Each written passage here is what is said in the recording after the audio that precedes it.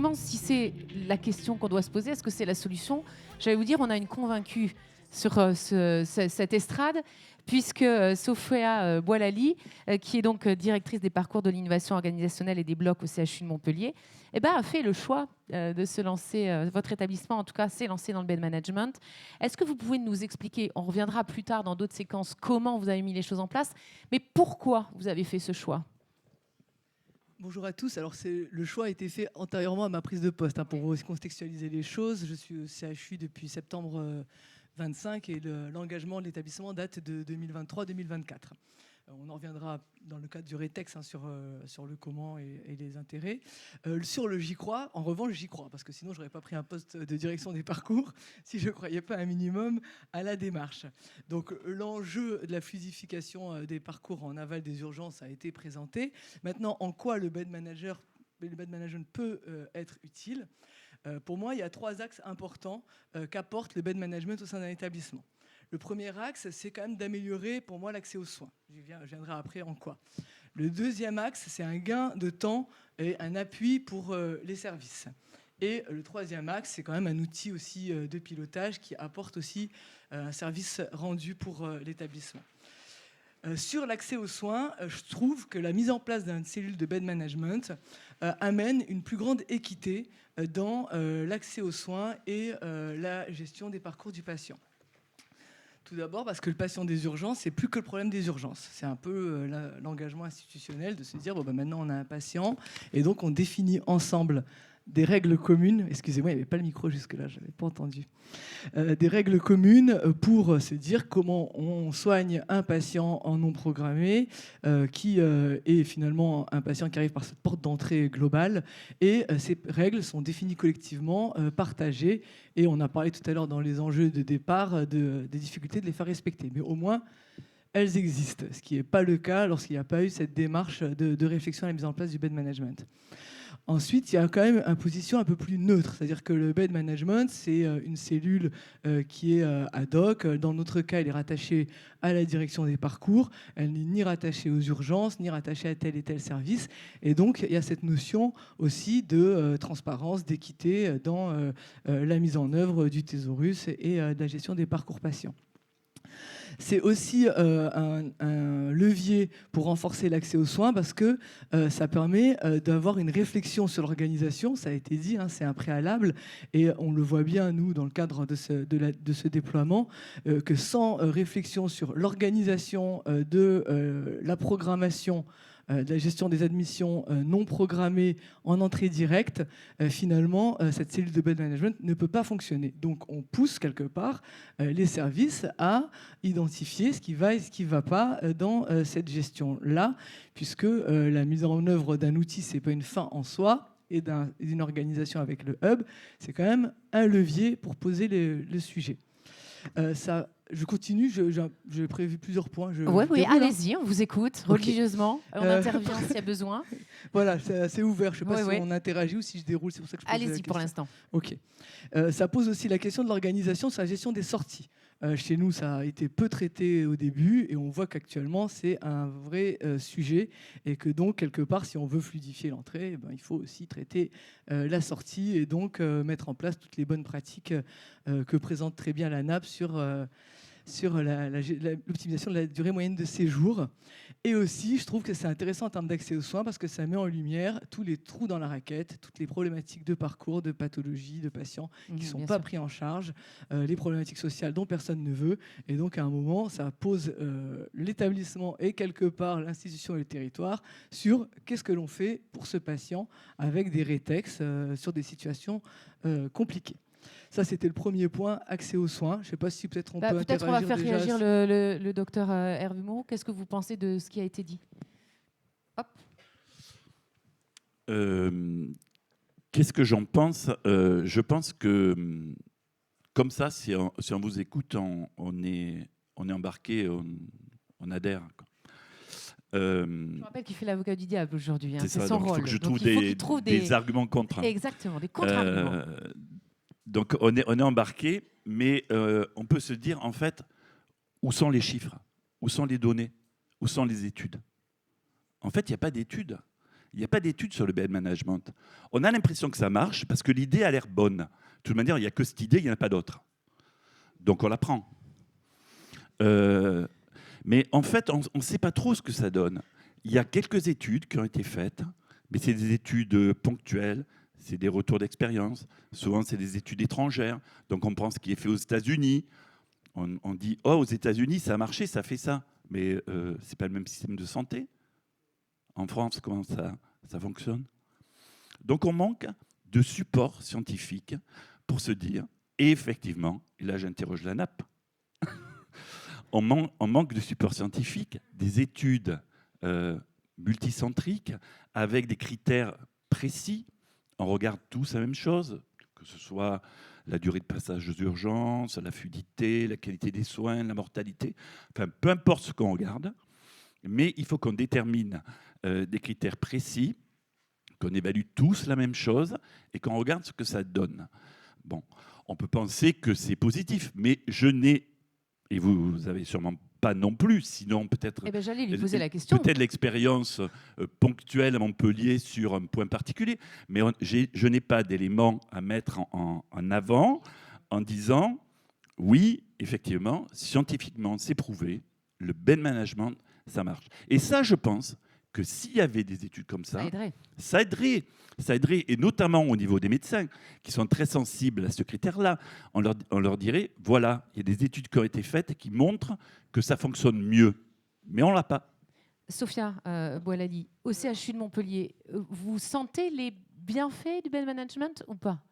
Alors sur les études, etc., le besoin d'outils de pilotage et de définir les bons indicateurs, c'est vrai que c'est une vraie question et une vraie difficulté. Je crois que ça sera abordé dans votre On va en parler, ordre du jour. Mais puisque je vous ai sous la main, est-ce que chez vous, oui. vous avez sur des retours d'expérience, nous, on a eu récemment la gestion de la grève des libéraux, qui a été quand même une expérience assez difficile avec un grand afflux au niveau de nos services d'urgence.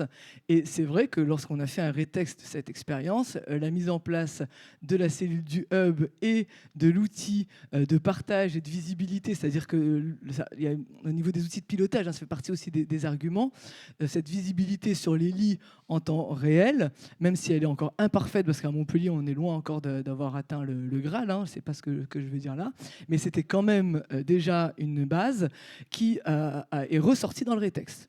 Ça a permis de mieux positionner notre cellule de bed management, qu'on appelle le hub, flux patient, et aussi de montrer l'intérêt d'avoir en temps réel une visibilité des lits plutôt que des appels de tous les cadres matin, midi et soir pour savoir où on en est.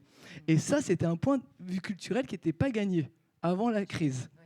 Donc on n'a pas d'études en tant que telle. Par contre, il y a un sujet de se dire, nous aussi, on essaie d'être en binôme avec un médecin. Donc on a un médecin responsable qui n'a pas pu être disponible. Précédemment, c'était un médecin. Là, c'était un professeur.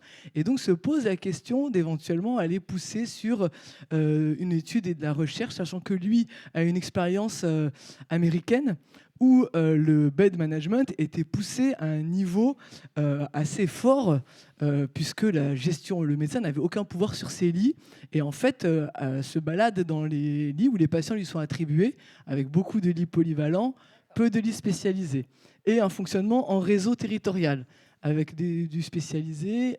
Ouais, donc très différent de ce qu'on fait chez nous. Très différent, mais qui est assez intéressant aussi, parce que ça veut dire que derrière ce fonctionnement, c'est à la fois une refonte, on va dire, de nos organisations basiques du parcours et de l'admission, mais ça peut aller même plus loin dans le projet médical et l'organisation du capacitaire.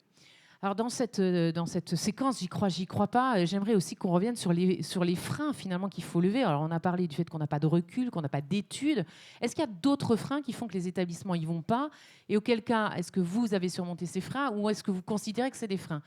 Docteur Moreau, quels sont les principaux freins qui font que les établissements n'y vont pas?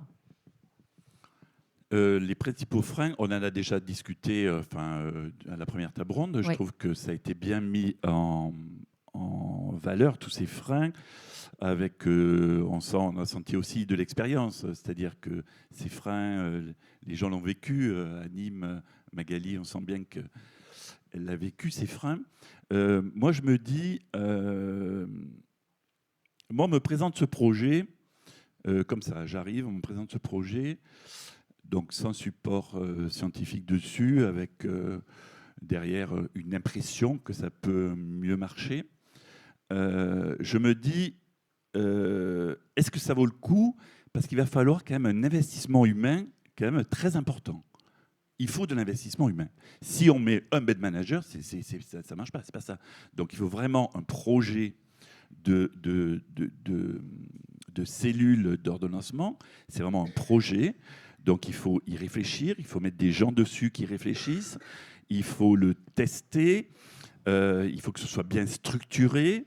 Et donc, il faut mettre du pognon dessus. Donc, il y a aussi un investissement financier là-dedans. Et je n'ai pas la certitude, en mettant des gens, en mettant de l'argent, que les choses vont aller mieux, en fait. Donc, est-ce que j'y vais? Est-ce que je pars dans l'inconnu, en fait? Et puis, je vais modifier toute mon organisation. D'après ce qu'on a dit, ça change quand même beaucoup. Il faut de l'accompagnement au changement et on sait que c'est quand même particulièrement difficile. On sait que l'hôpital est toujours sur la crête et que donc tout changement dans l'hôpital, s'il n'est pas complètement bien compris, risque de faire basculer les choses justement vers plus de difficultés. Et donc finalement, est-ce que ce projet qui va me coûter des sous, qui va me coûter des gens, qui va me coûter du temps, qui va un peu réorganiser mon hôpital, va pas en fait modifier cet équilibre fragile et finalement je vais me retrouver plus mal que ce que je suis. Vous jouez très bien votre rôle d'avocat du diable, je tiens à vous le dire. Alors, du coup, je me retourne vers vous, Sophia. Investissement, bien. Il le vit très très bien. Là, je ne sais pas. Sur l'investissement humain, peut-être, on va commencer par celui-là dont parle le docteur Moreau. Comment vous avez surmonté ça? C'était un frein pour vous? C'est évident, c'est un véritable frein et un besoin d'engagement important. Alors nous, on a eu le bénéfice de l'AMI sur l'ordonnancement qui a permis de financer et une équipe projet et un outil. Donc ça, c'est quand même une aide importante. Il faut bien dire que le parti équipe projet, je voulais en parler dans le cadre du rétexte, mais du coup j'en parle maintenant. Pour moi, c'est clé. On y passe là, donc au niveau de l'équipe, donc il y a la direction qui n'est pas financée, mais qui est bien là. Une chef de projet, un ingénieur, un cadre de santé et du temps médical. Donc le temps médical, il faut toujours arriver à le dégager. Ça reste quand même toujours la complexité. Mais donc là, on est sur cette équipe projet, et là, je dois vous dire qu'aujourd'hui, on est en difficulté parce que l'on a à la fois un déploiement intensif à conduire.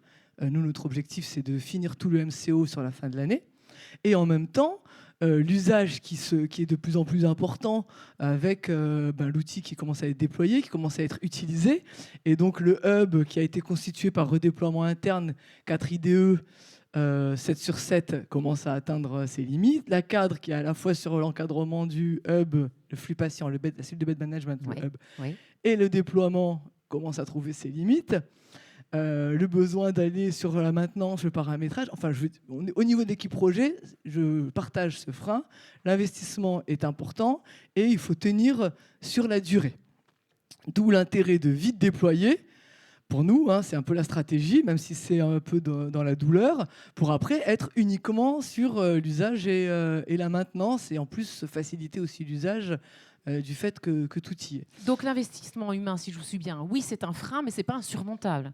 Il faut déployer, il faut déployer vite.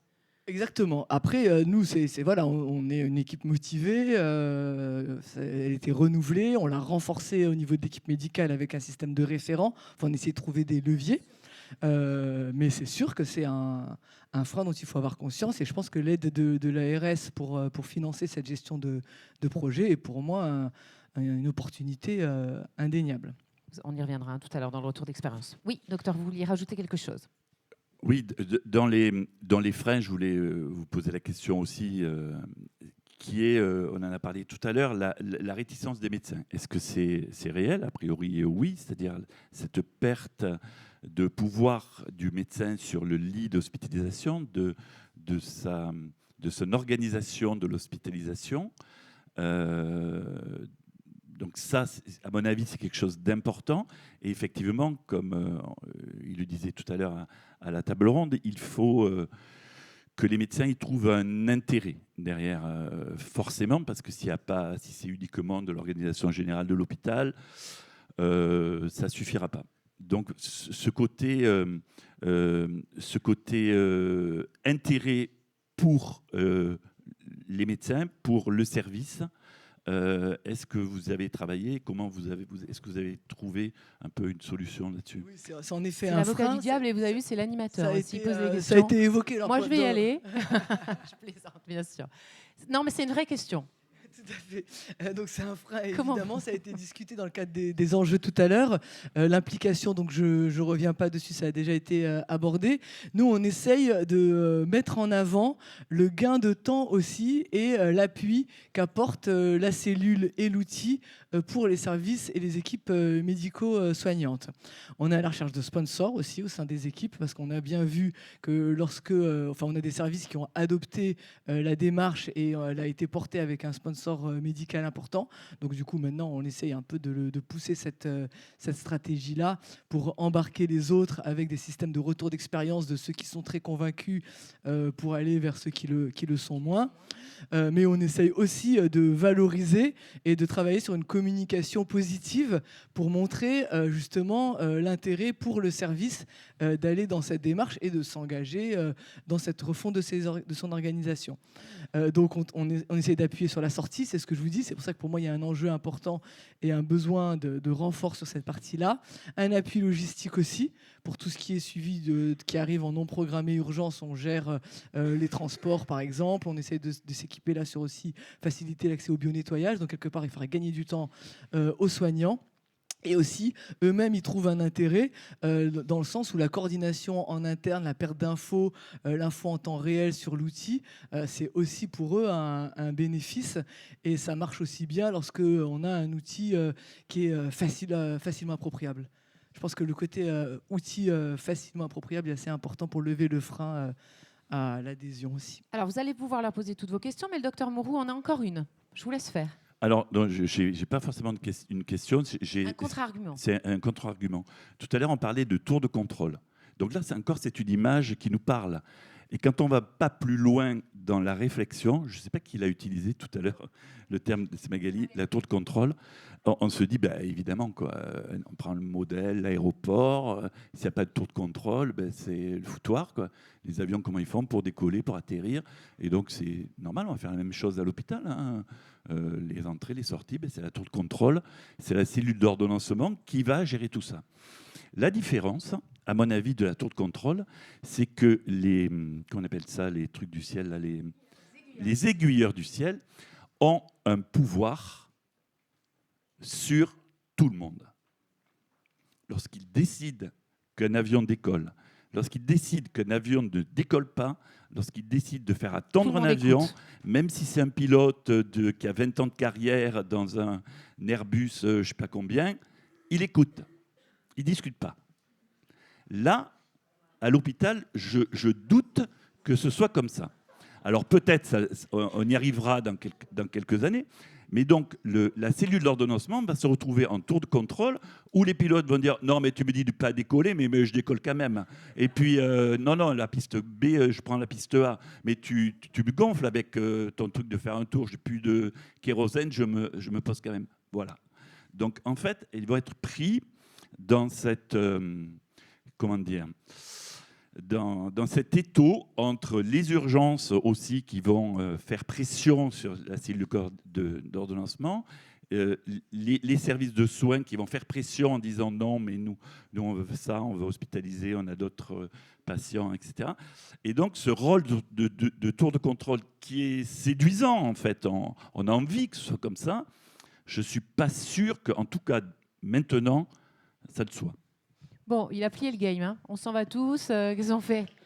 Non, on va vous argument. laisser répondre. J'ai un argument. Elle a un argument qu'on va écouter, grâce s'il vous plaît. à notre médecin, là, le nouveau porteur de projet Boris Young, qui a amené une pirouette en essayant de porter le fait que maintenant, c'est ce qu'on est en train de porter, le médecin donnera son avis sur le motif médical, sachant qu'on essaye de mettre en place aussi un thésaurus, mais pas sur l'aspect logistique, lit dispo, pas dispo, etc. De manière à dissocier finalement la décision médicale qui reste juste de se dire je prends ma responsabilité pour soigner ce patient parce que je suis en mesure et j'estime que je suis capable dans mon service de le soigner correctement.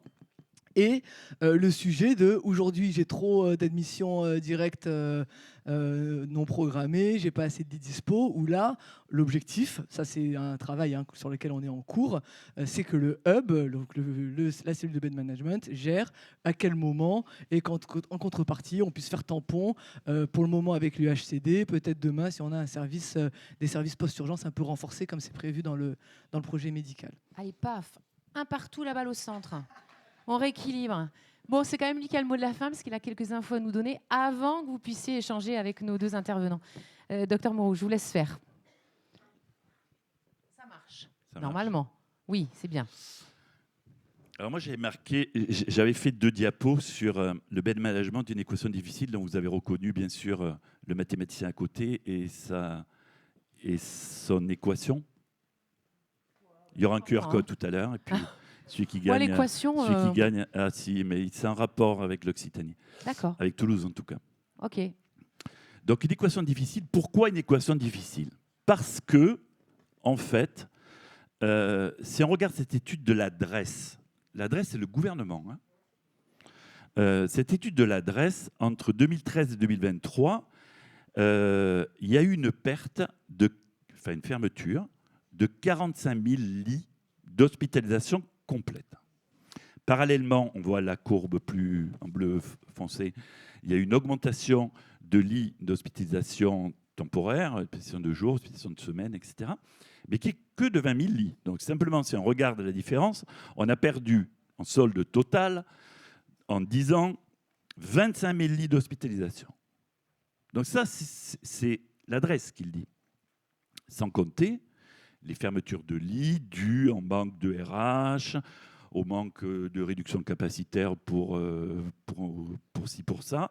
C'est uniquement de manière officielle. Donc ça, c'est quelque chose d'important. On va se dire, on cherche des lits, c'est ça la coordination, on cherche des lits, on cherche à mettre des patients dans des lits, et on a un premier obstacle, c'est qu'on nous a diminué le nombre de lits. Bon, on va dire, est-ce que c'est très important finalement que... Mince. Comment je reviens? Vite. Comment on revient? La flèche rouge. D'accord. Voilà. Donc on se dit, est-ce que c'est vraiment important que ce nombre de lits, finalement, est-ce qu'ils étaient bien nécessaires maintenant? Quand on se fait opérer d'une appendicite, on reste la journée en ambulatoire, on restait une semaine avant. Bon, ok. Je vais y arriver.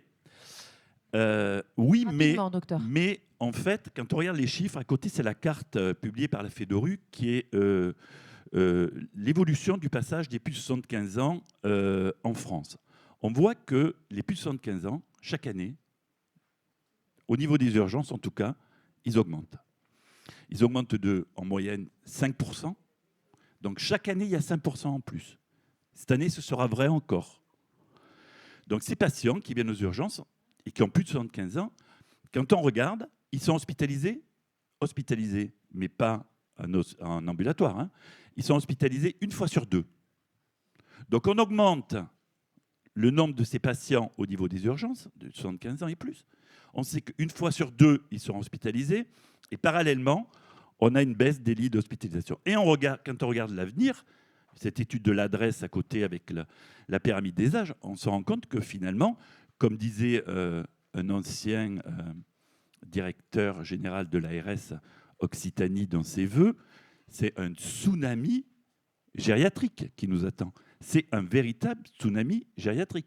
Donc ces patients, ils vont avoir besoin de lits parce que ces patients, ils sont hospitalisés.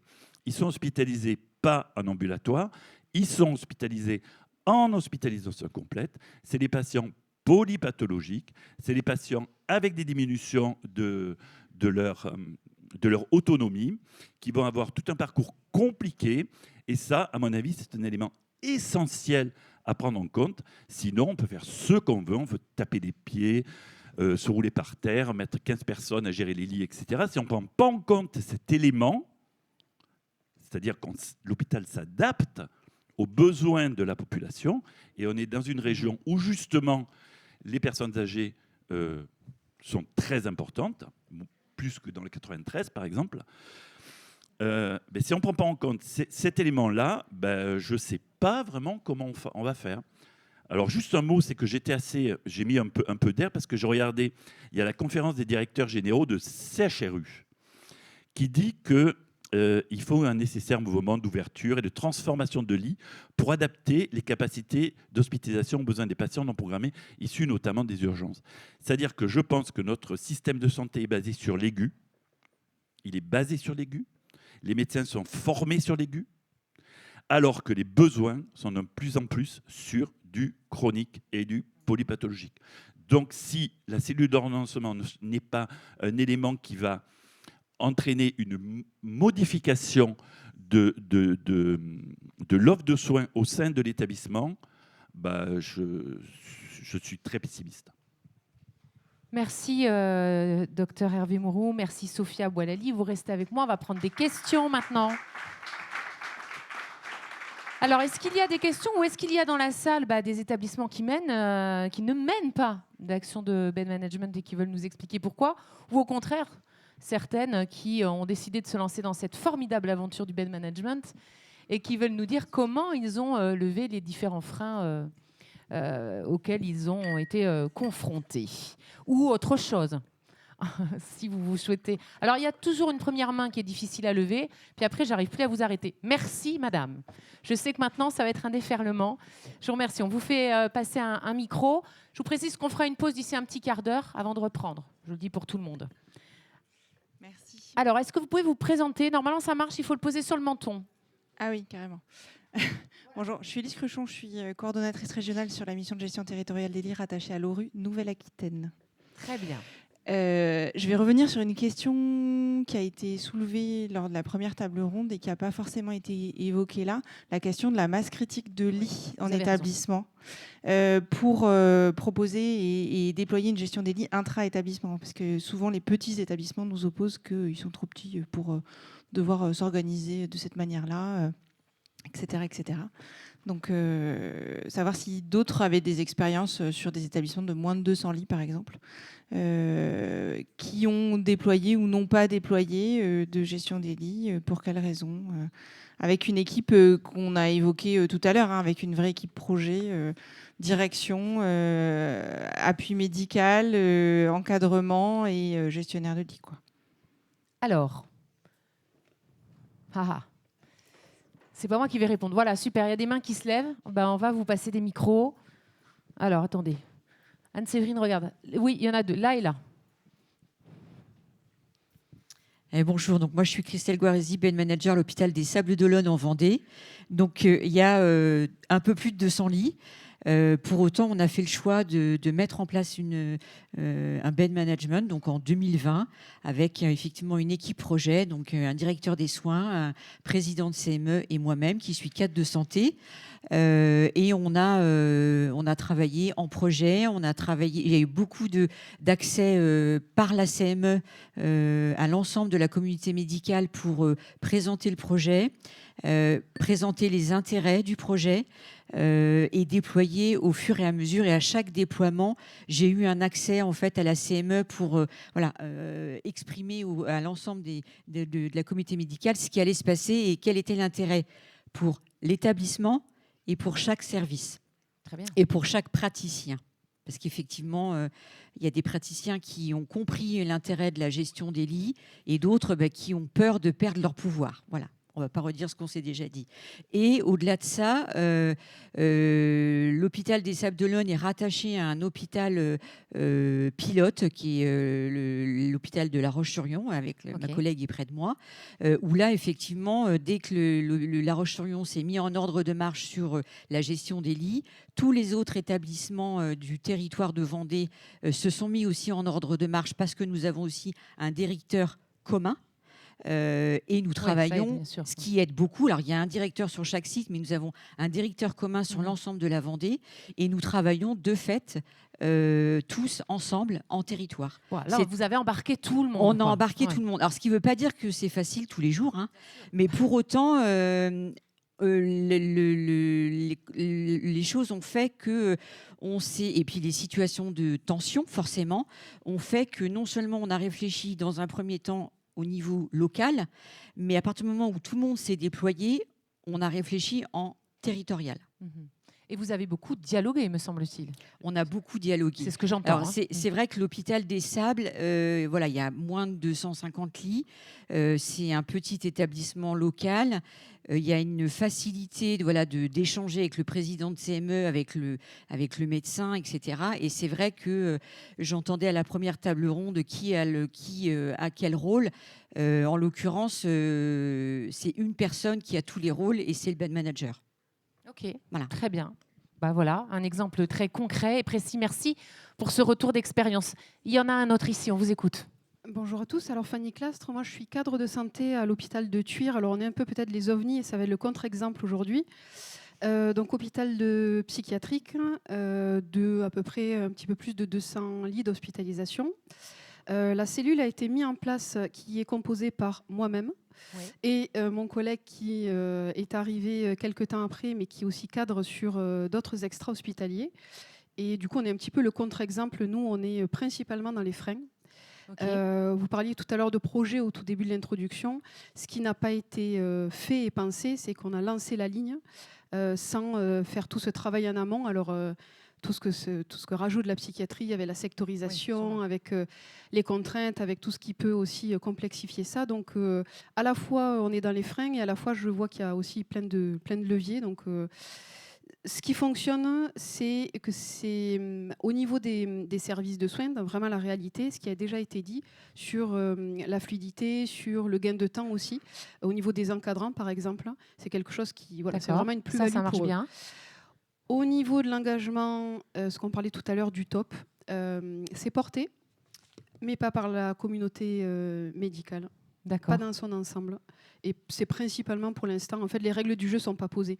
Donc, vu qu'elles ne sont pas communes et partagées, autant vous dire que c'est un petit peu... on prend souvent cette image-là, mais on est un petit bateau où on met des rustines. Sauf que les rustines, au jour le jour, on a du mal à voir en fait, sur le long terme. On essaie de travailler aussi avec l'hôpital de Perpignan sur ça, parce qu'on est fortement impacté aussi, le circuit urgence et urgence psy. Mais voilà, c'est un peu le contre-exemple.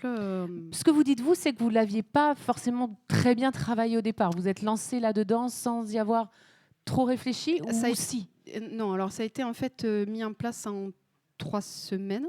Donc c'est quand même très en lien court, avec l'ouverture du SAS Psy qui a été mis en place en juin dernier. Oui, très. Et est-ce que vous pensez que ceci explique cela, en partie en tout cas, le fait de ne pas avoir eu le temps de mettre... Principalement, oui.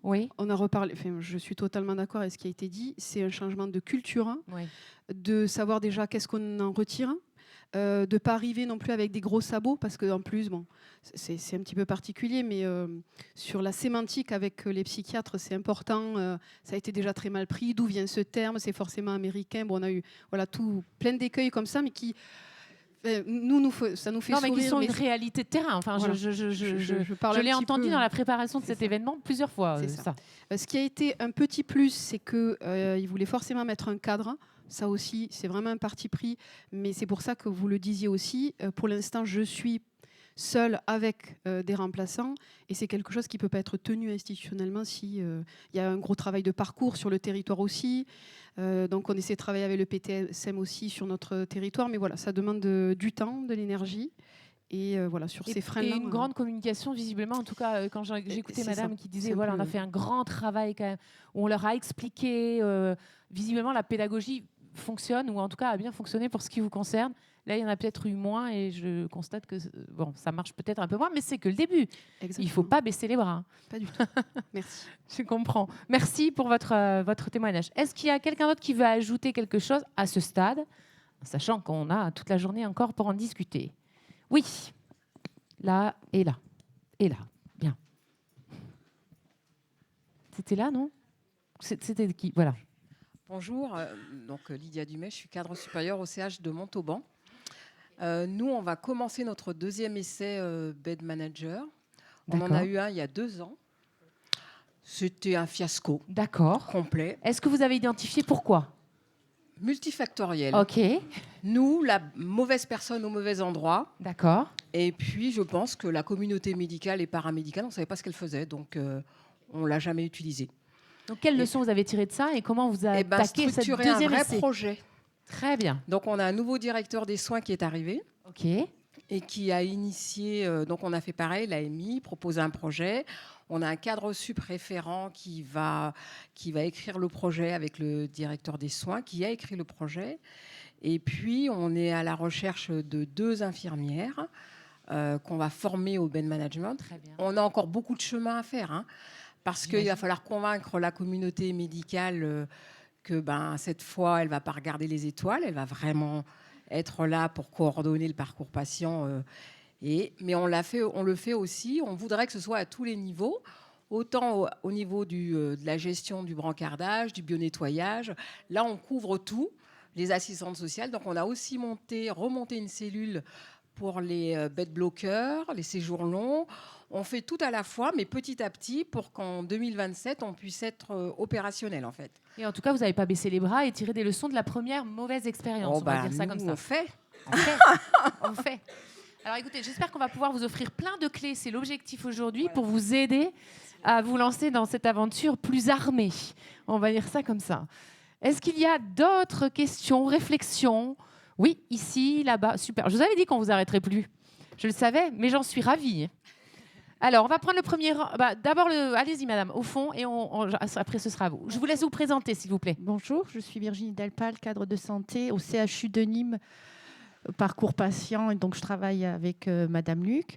Moi, c'était juste pour témoigner. En fait, la question, c'est est-ce que le bed management est efficace?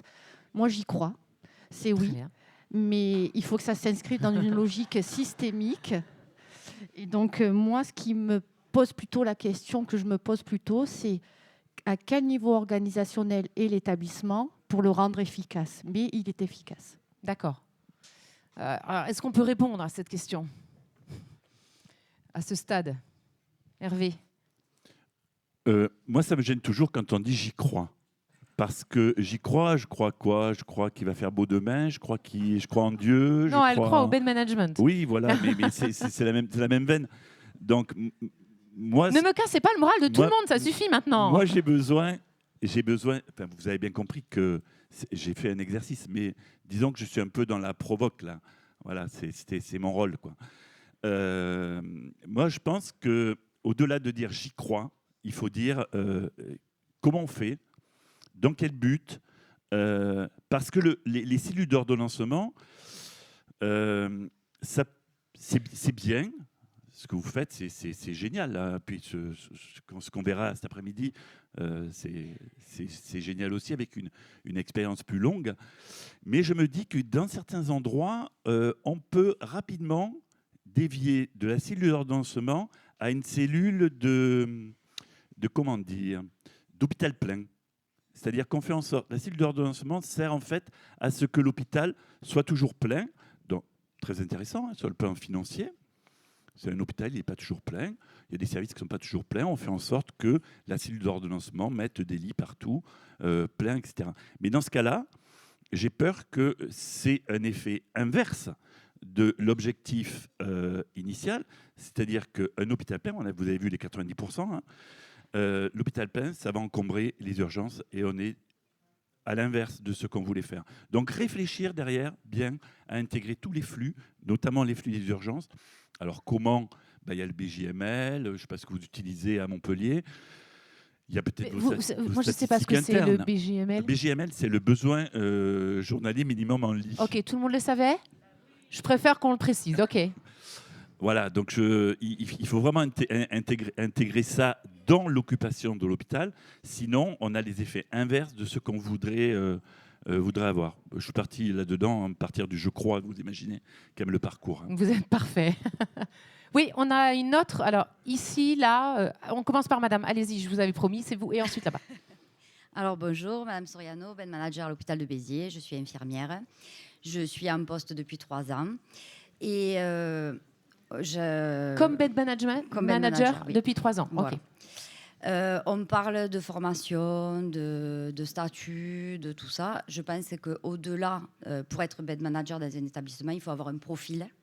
Il faut avoir certainement des qualités qui doivent être reconnues de tous. Il faut quelqu'un qui soit suffisamment ancien à l'établissement pour avoir une reconnaissance au vu de tous, que ce soit des médecins, des cadres, des infirmiers. Moi, quand j'ai commencé jeune infirmière, j'avais des surveillantes. Les surveillantes, elles faisaient le job de bed manager. Ouais, on avait des médecins qui se souciaient du devenir du patient et qui étaient là. Aujourd'hui, on a une évolution qui a été faite au niveau des établissements de santé. En effet, il y a eu ces fermetures de lits. En effet, on a une population vieillissante. En effet, on a une population qui, il y a 20 ans, on a pris en charge différemment, avec des soins différents, des scanners, des techniques chirurgicales qui ont évolué. Et du coup, on a une espérance de vie aujourd'hui, et tant mieux, qui est beaucoup plus longue. Mais en effet, il faut s'attendre à avoir des patients, une patientèle beaucoup plus âgée. Et aujourd'hui, malheureusement, sur tous les territoires de France, il n'y a plus de médecins traitants. Et qui pallie à ce déficit-là, c'est les hôpitaux et l'hôpital public. J'ai rien contre les cliniques, on travaille très bien avec nos cliniques du territoire en partenariat où on s'entraide. Le bed management, oui, c'est une évidence. Ça vient d'où, on n'en sait rien. En tout cas, au-delà de... Non, mais après, moi, ça fait 10 ans que je réfléchis à ça parce que j'ai fait 18 ans d'urgence. On a créé la cellule de régulation de flux au niveau des urgences pour fluidifier ce parcours. Ces patients qui arrivaient... Moi, j'arrivais le matin à 7h du matin, je partais à 19h, je revenais le lendemain à 19h, les patients ils étaient toujours dans le couloir. C'était un truc de malade mental.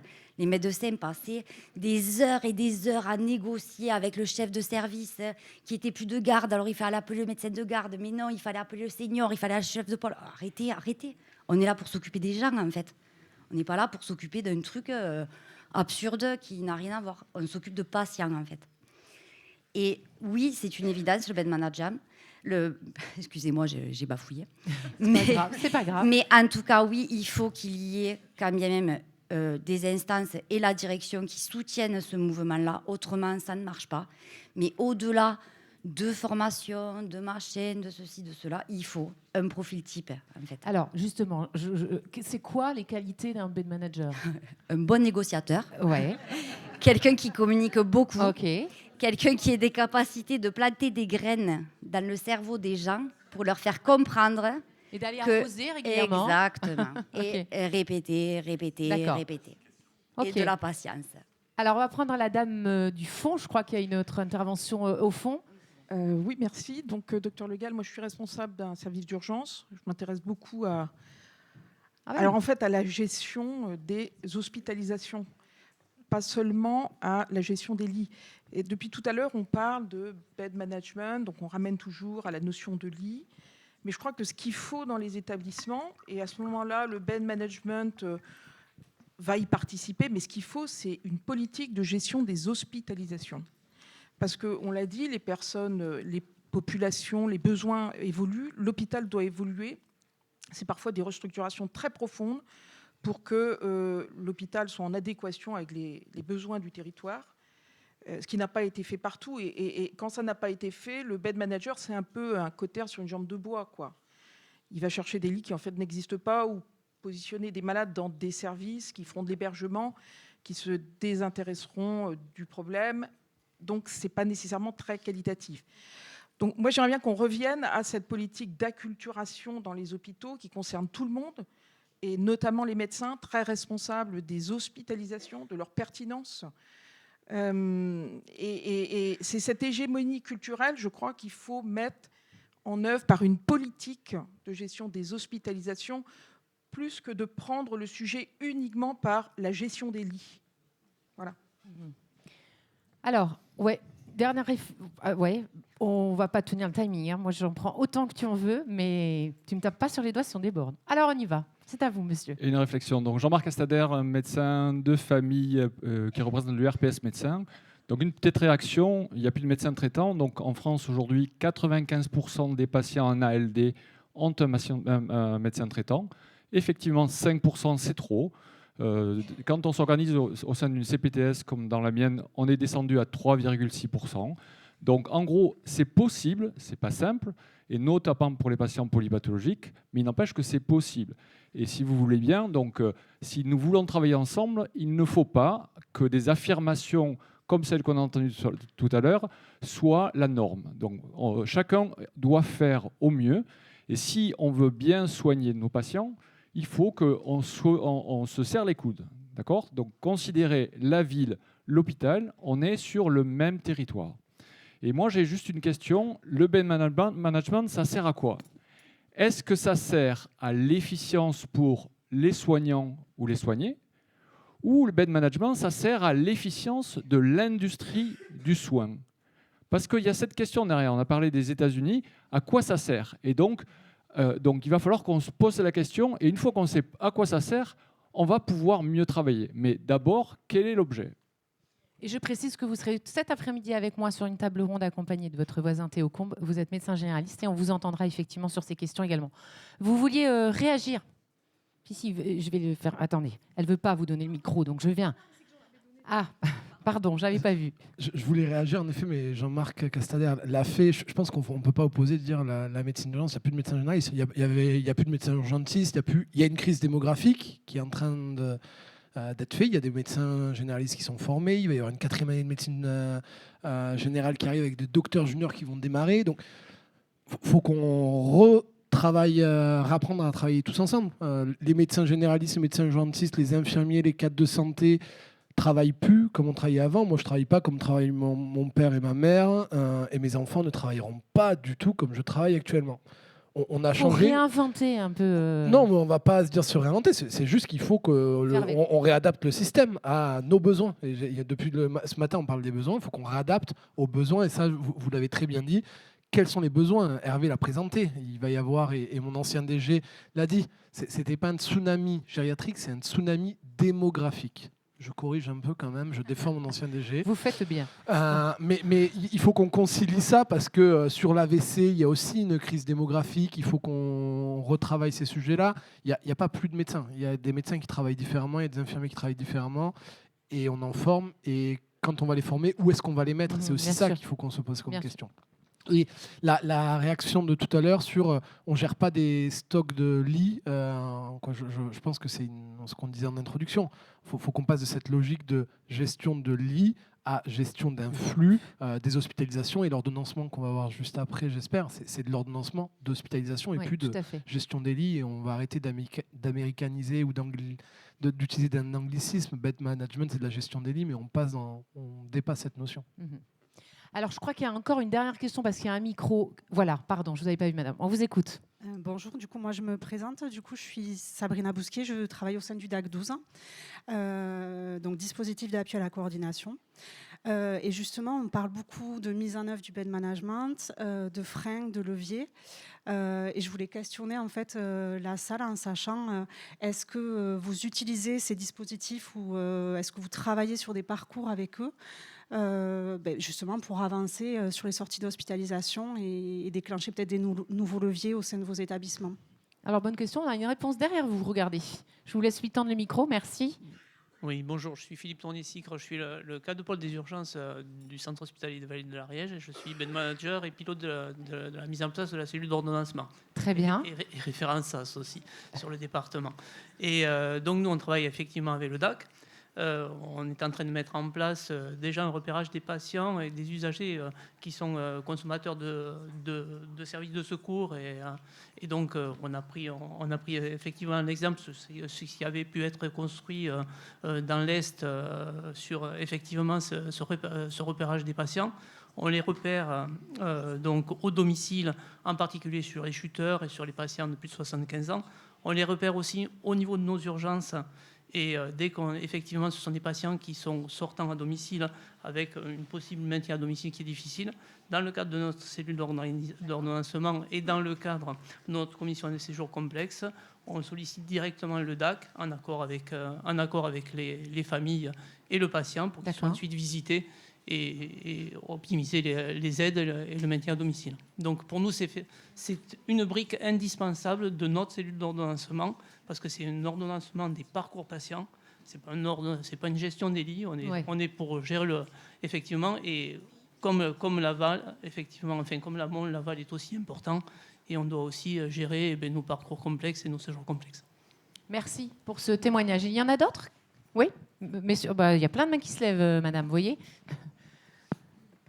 Juste pour compléter et revenir sur une remarque pertinente du docteur Castader, enfin, je suis Pascal Degoc, ARS Occitanie. Très bien.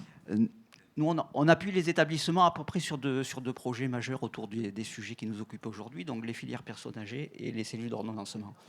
Nous, le premier motif qui nous a conduit à faire le choix de cet accompagnement, c'est l'objet épidémiologique qu'a présenté Hervé. C'est-à-dire, lorsqu'on attend trop longtemps aux urgences, lorsqu'on a plus de 75 ans, dans 40% des cas, au moins dans la moitié des cas, on a un risque de surmortalité.